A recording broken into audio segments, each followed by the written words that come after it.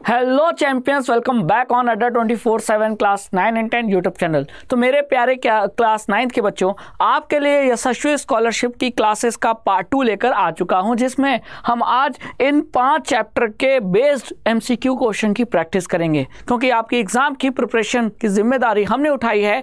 और इसी चीज़ को आगे बढ़ाते हुए अगले 5 चैप्टर जो स्टार्टिंग के हैं उनकी MCQ बेस्ड क्वेश्चन की प्रैक्टिस कराने मैं पार्ट 2 में आपको आ चुका हूं। तो जल्दी से जुड़ जाओ, कनेक्ट हो जाओ, है ना। सेशन को एंड तक देखना।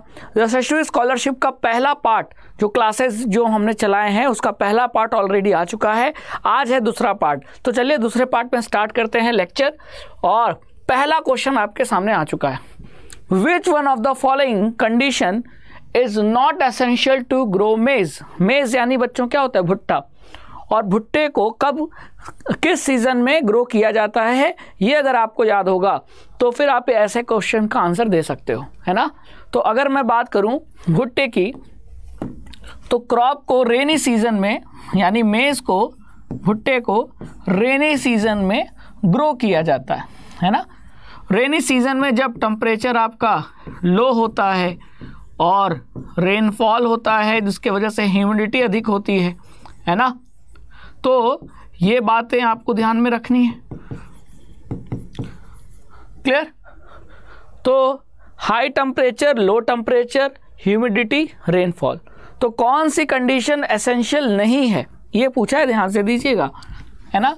तो मेज के लिए लो टेम्परेचर एसेंशियल है, रेनफॉल का होना एसेंशियल है, ह्यूमिडिटी का एसेंशियल है। ह्यूमिडिटी मतलब हवा में कितनी पानी मौजूद है, इसको ह्यूमिडिटी कहते हैं। लेकिन हाई टेम्परेचर वो तो समर सीजन में होता है, वो मेज के लिए अवेलेबल मतलब ज़रूरी नहीं है। तो इसका आंसर क्या होगा? ए होगा। ठीक है, बी नहीं होगा, ए होगा। क्लियर? बात समझ में आ गई? चलो क्लियर, आगे चलते हैं नेक्स्ट क्वेश्चन पे। The process of loosening and turning of soil is called. तो बच्चों इस क्वेश्चन का ध्यान से आंसर दे दीजिएगा। अगर मैं बात करूं सॉइल में हम क्रॉप ग्रो करते हैं तो सबसे पहले क्या करते हैं? हम मिट्टी की जुताई करते हैं, जिसको कहते हैं प्लगिंग, है ना। और इसमें सॉइल को लूज और टर्निंग करने का काम करते हैं। तो वो आंसर क्या होगा? सॉइल को लूज करना, टर्न करना, ताकि जो सीड है आसानी से उसके रूट्स मिट्टी के अंदर जा सकें। तो वो आंसर है प्लगिंग या टिलिंग। तो इस क्वेश्चन का आंसर क्या होगा? सी होगा। ठीक है, टिलिंग एंड प्लगिंग। तो सॉइल को लूज करना बच्चों और टर्न करना, ताकि हम खेती कर सकें, क्रॉप आसानी से ग्रो हो सके। आपने देखा होगा ट्रैक्टर से अक्सर किसान खेतों की जुताई करता है। पहले ज़माने में हल यूज़ किया जाता था, लेकिन आजकल ट्रैक्टर यूज़ करते हैं जिसमें कल्टीवेटर लगा होता है, और वो मिट्टी को उखाड़ते हुए चलता है और पूरा मिट्टी में ऊपर नीचे हो जाती है मिट्टी, और आसानी से जब आप उसमें अनाज यानी फूड ग्रेन डालेंगे तो वो ग्रो कर जाएगा। तो ये लूजनिंग और टर्निंग ही कहा जाता है प्लगिंग या टिलिंग। क्लियर? चल आगे चलते हैं नेक्स्ट क्वेश्चन पे। Question number 3, the system of irrigation where in water is supplied drop by drop near the roots of plant is called.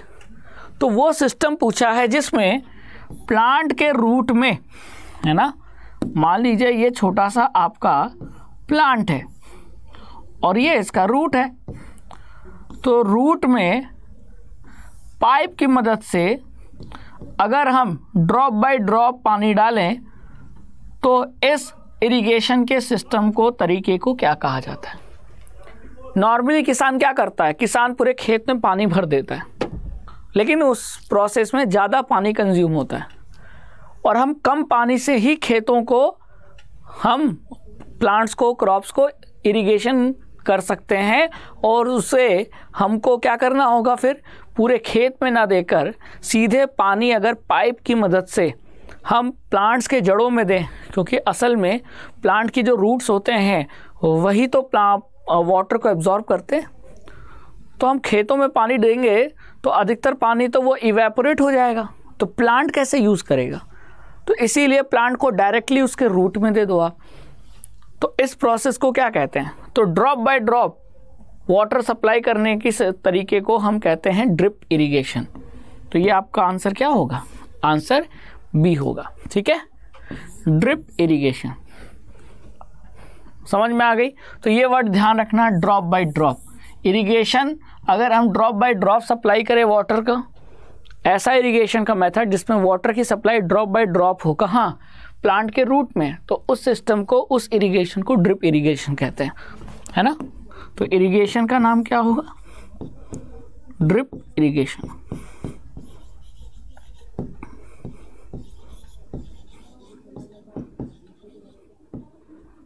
Clear, समझ में आ गया। चलो आगे चलते हैं नेक्स्ट क्वेश्चन पे। देखिए जरा फोटो देखिए, ये पाइप है और इस पाइप में यहाँ होल है और उस होल से जो पानी है वो प्लांट के रूट में गिर रहा है, ना कि पूरे खेत में, है ना। तो ये था आपका drip irrigation. Next, the gas release during the preparation of bread. तो ब्रेड की प्रिपरेशन के दौरान जब हम मैदे को ओवन में डालते हैं तो कौन सी गैस रिलीज होती है, ऑक्सीजन, नाइट्रोजन, कार्बन डाइऑक्साइड कि सल्फर डाइऑक्साइड। तो बच्चों अगर आपके केक बनाने का मेथड देखा होगा तो केक बनता है मैदे से, लेकिन मैदे में बेकिंग पाउडर मिलाया जाता और मिलाने के बाद जब उस केक को हम ओवन में रखते हैं तो हीट के कारण जो बेकिंग पाउडर है उसमें केमिकल रिएक्शन होता है और कार्बन डाइऑक्साइड गैस प्रोड्यूस होती है। और यही कार्बन डाइऑक्साइड गैस जब बाहर निकलती है मैदे से तो वो मैदे को फुला देती है, जिससे मैदा स्पॉन्जी हो जाता है, मुलायम हो जाता है, और जब आप ब्रेड खाते हो तो ब्रेड आपको सॉफ्ट लगता है। तो आंसर क्या है आपका, carbon dioxide gas. Answer is carbon dioxide gas. Clear, समझ में आ गया, रेडी, बहुत बढ़िया।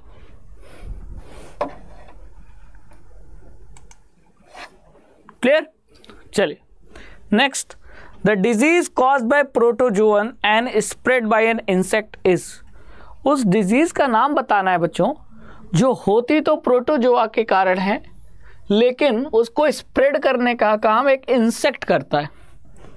बताइए, पोलियो, पोलियो का कॉज क्या है, वायरस, तो ये होगा नहीं। मीजल्स का वो कॉज क्या है, वायरस, ये होगा नहीं। डेंगू का कॉज क्या है, वायरस, होगा नहीं। मलेरिया का कॉज कौन है, प्रोटोजोआ, जिसे प्लाज्मोडियम कहते हैं। और जो इंसेक्ट है जो इसे फैला रहा है वो है मॉस्किटो।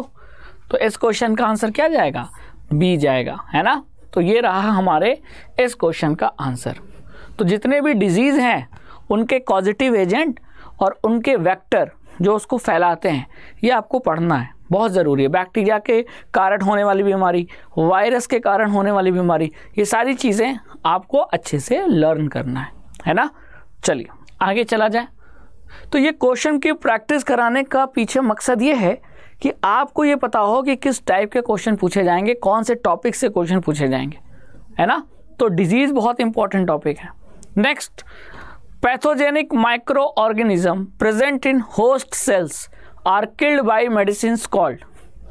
तो जो माइक्रो ऑर्गेनिज्म जो हमारे लिए हार्मफुल है उन्हें हम क्या कहते हैं, पैथोजेंस कहते हैं।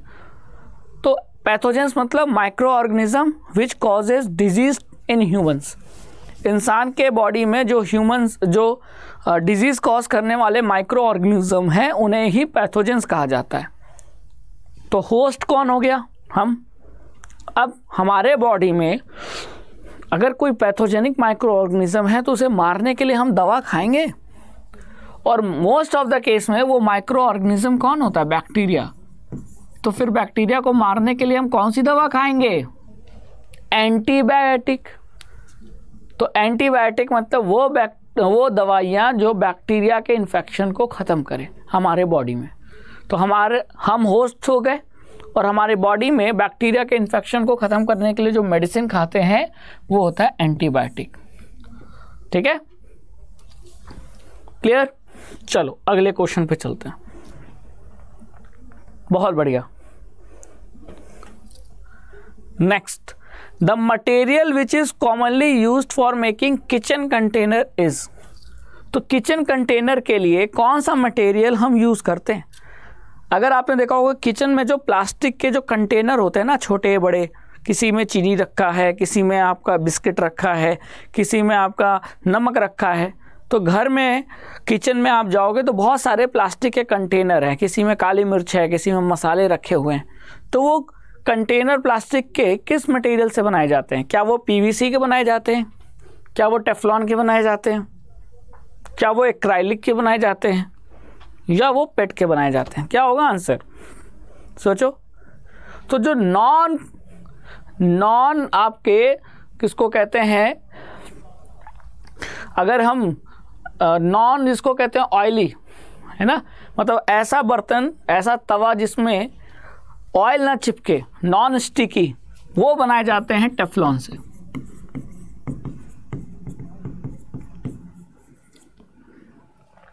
लेकिन यहाँ नॉन स्टिकी नहीं पूछा है, यहाँ किचन कंटेनर पूछा है। कंटेनर मतलब प्लास्टिक का, तो वो प्लास्टिक कौन सी होती है, उसे क्या कहते हैं? तो इसका आंसर है पेट, पॉलीइथाइलिन टेरेप्थलेट। तो पेट बॉटल्स, पेट जार, पेट कंटेनर जो दिखने में प्लास्टिक की तरह होता है, तो पेट कंटेनर ही यूज़ करते हैं हम लोग। ठीक है, तो ये हो गया इस क्वेश्चन का आंसर। क्लियर? कोई डाउट है? चलिए आगे चलते हैं। पीवीसी का पूरा नाम होता है पॉलीविनाइल क्लोराइड, पॉलीविनाइल क्लोराइड। ठीक है, और पीटी का पूरा नाम होता है पॉलीइथाइलिन टेरेप्थलेट, थाइलिन टेरेप्थलेट।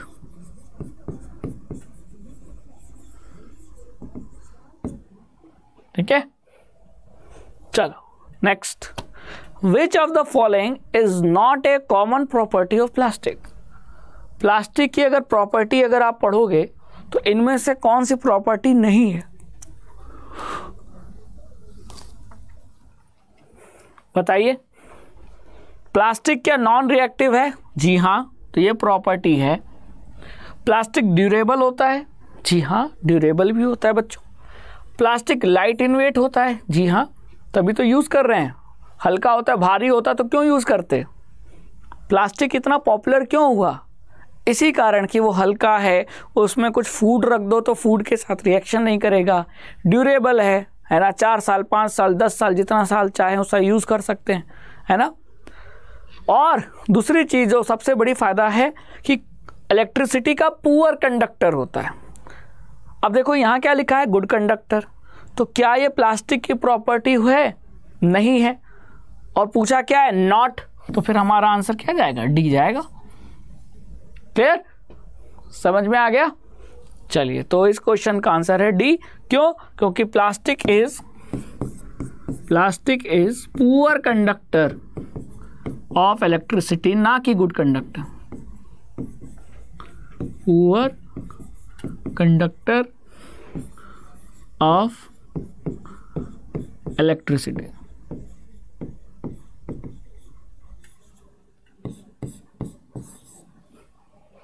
ठीक है, बात समझ में आ गया? चल next. The material similar to silk in appearance. ऐसा मटेरियल जो सिल्क यानी रेशम के जैसा दिखता है, प्रॉपर्टी थोड़ी बहुत मैच करती है, लेकिन वो रेशम सिल्क नहीं होता। हाँ, रेशम जैसा प्रॉपर्टी देखने में नज़र आता है, मतलब उसको छुओगे तो लगभग उतना ही मुलायम आपको लगेगा जितना रेशम होता है, लेकिन रेशम के कंपैरिजन में सस्ता होता है। तो जो लोग रेशम के कपड़े नहीं खरीद पाते, वो लोग उस मटेरियल के कपड़े खरीदते हैं, है ना। तो वो मटेरियल कौन सा है जो उसकी प्रॉपर्टी जो अपीयरेंस में रेशम सिल्क जैसा है? क्या वो नायलॉन है? क्या वो पॉलिस्टर है? क्या वो रेयॉन है? क्या वो टेरिलिन है? क्या होगा आंसर? बहुत बढ़िया क्वेश्चन है, बहुत बढ़िया। तो इसका आंसर है बी, रेयॉन।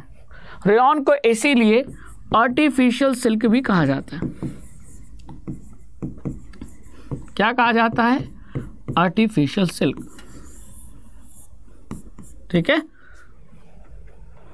क्लियर? समझ में आया? बहुत बढ़िया बच्चों, आगे चलते हैं नेक्स्ट क्वेश्चन पे। The substance that will flattened on beating with A hammer.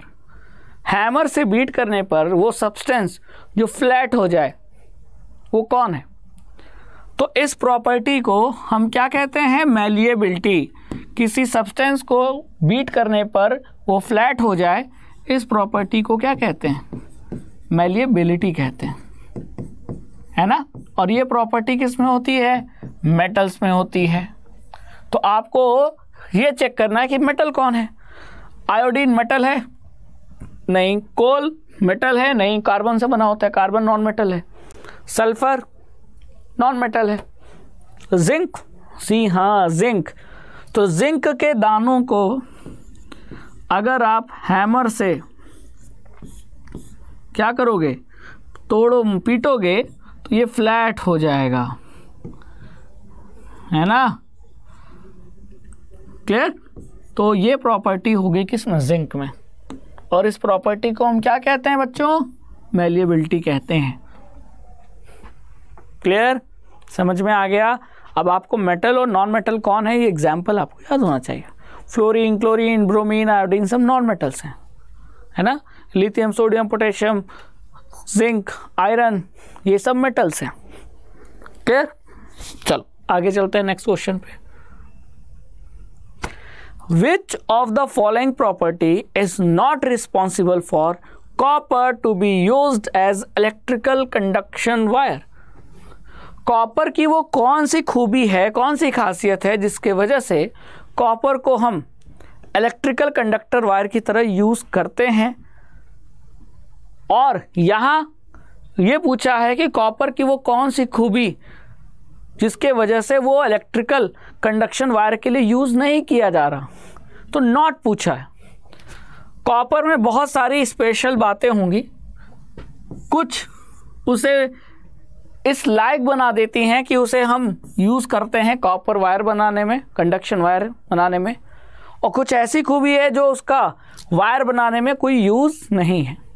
तो कॉपर का वो पॉइंट आपको बताना है जिसके वजह से उसको बिजली की तार बनाने में उपयोग करने के लिए नहीं यूज़ किया जाता। मतलब कॉपर तो यूज़ किया जा रहा है लेकिन कॉपर की वो विशेषता, वो क्वालिटी उस लिए नहीं है।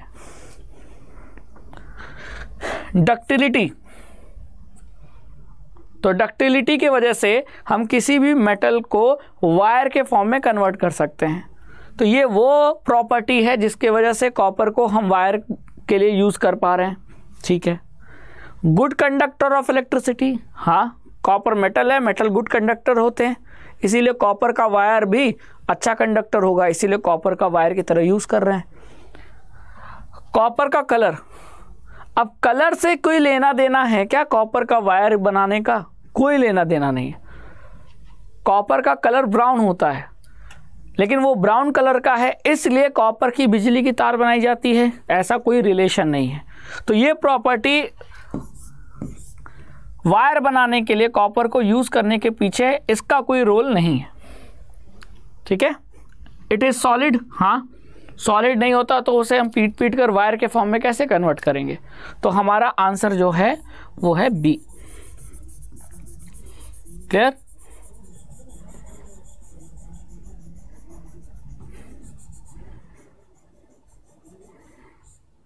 क्लियर? समझ में आ गया? चलो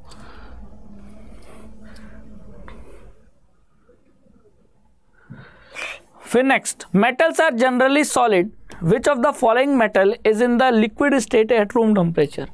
तो मेटल्स की फिजिकल प्रॉपर्टी पढ़ते हैं हम लोग, तो हम लोग ये पढ़ते हैं कि मेटल्स जनरली सॉलिड होते हैं, लेकिन रूम टेम्परेचर पे एक ऐसा मेटल है जो सॉलिड नहीं होता, जो लिक्विड होता है और जिसका यूज़ हम थर्मामीटर में भी करते हैं।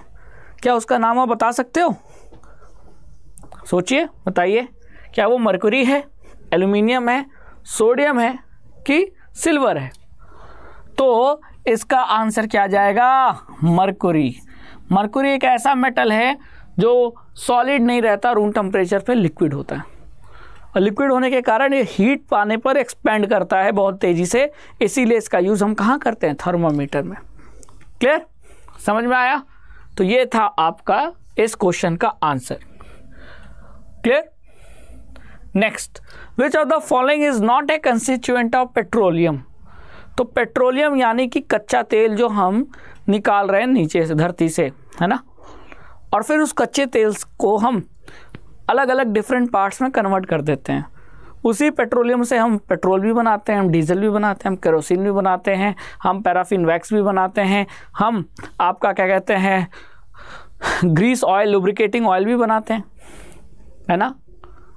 लेकिन क्या नहीं बना पाते, कौन उसका पार्ट नहीं है? तो इसका आंसर होगा कोक। ठीक है, कोक आपका कोल से बनता है, पेट्रोलियम का वो कंस्टिट्यूएंट नहीं होता। ठीक है, चलिए, तो ये रहा इस क्वेश्चन का answer. Next, air is a natural resource and can not be exhausted by human activities. तो एयर कैसा हो गया? एग्जॉस्ट यानी खत्म नहीं हो सकता, तो इन एग्जॉस्टिबल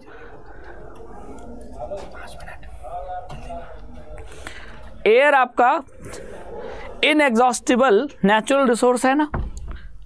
अब एयर के साथ साथ इन चारों में इनएग्जॉस्टिबल नेचुरल रिसोर्स और कौन है? क्या कोल है? नहीं, कोल तो खत्म हो जाएगा, तो ये एग्जॉस्टिबल है। सनलाइट, हाँ सनलाइट खत्म नहीं होगी, सनलाइट तो हमेशा के लिए है ना, इनएग्जॉस्टिबल। पेट्रोलियम खत्म हो जाएगा, एग्जॉस्टिबल। मिनरल्स खत्म हो जाएगा, हम यूज कर रहे हैं लगातार, तो इनएग्जॉस्टिबल यानी केवल कौन है? सनलाइट। तो इस क्वेश्चन का आंसर हमारा क्या होगा? सी होगा। तो आपको इनएग्जॉस्टिबल और एग्जॉस्टिबल नेचुरल रिसोर्सेज पढ़ लेना है। ठीक है, चलिए, तो ये था इस क्वेश्चन का आंसर, और ये था आज यशस्वी स्कॉलरशिप की जो क्लासेस है उसका part 2 for class 9th student, है ना। तो क्लास 9 के स्टूडेंट, आप लोग के लिए क्लास 8 का जो सिलेबस आ रहा है उसकी बेहतरीन तैयारी कीजिए हमारे साथ, ओनली ऑन अड्डा 24/7 class 9 and 10 YouTube channel. And best of luck for your exam. Thank you so much.